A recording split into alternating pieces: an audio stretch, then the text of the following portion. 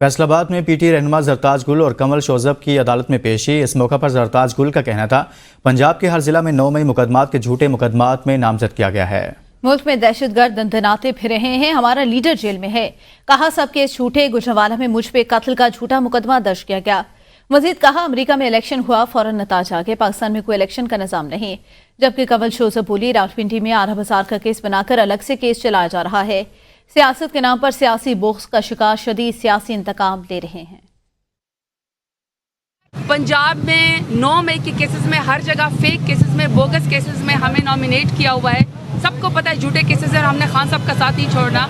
ہم ہر جگہ جاتے ہیں، کورٹ میں پیش ہوتے ہیں، میں دہشت گرد اندر آتے پھر رہے ہیں، لیکن میرے لیڈر عمران خان، ہماری پارٹی اور ہم سب کو سزا دی ہوئی ہے۔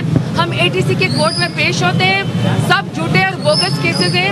آپ یہ اندازہ لگائیں کہ ابھی یہاں پیش ہو کے میں نے گجرانوالہ جانا ہے، گجرانوالہ ATC میں پیش ہونا ہے جہاں پہ میرے اوپر قتل کا بھی مقدمہ کیا ہوا ہے۔ امریکہ میں کہتے ہیں کہ وہاں پہ الیکشن ہوا ہے، فوراً ریزلٹ آ گیا اور ٹرمپ جو ہے وہ 47 میں ان کے پریزیڈنٹ بن گئے۔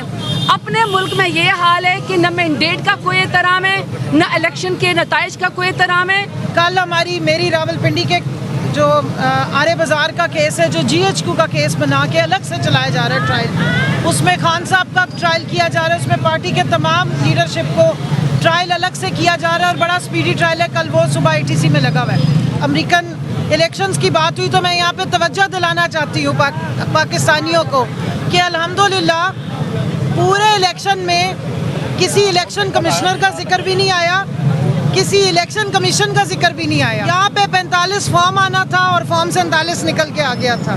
45 اور 47 اگر الیکشن کمیشن کے ہتھے چڑھے تو فارم بن جاتا ہے، اور امریکہ میں اگر الیکشن کمیشن نہ ہو تو بندہ جو ہے وہ عوام کی طاقت پہ دوبارہ صدر بن جاتا ہے، چاہے اسٹیبلشمنٹ کسی سائڈ پہ بھی ہو۔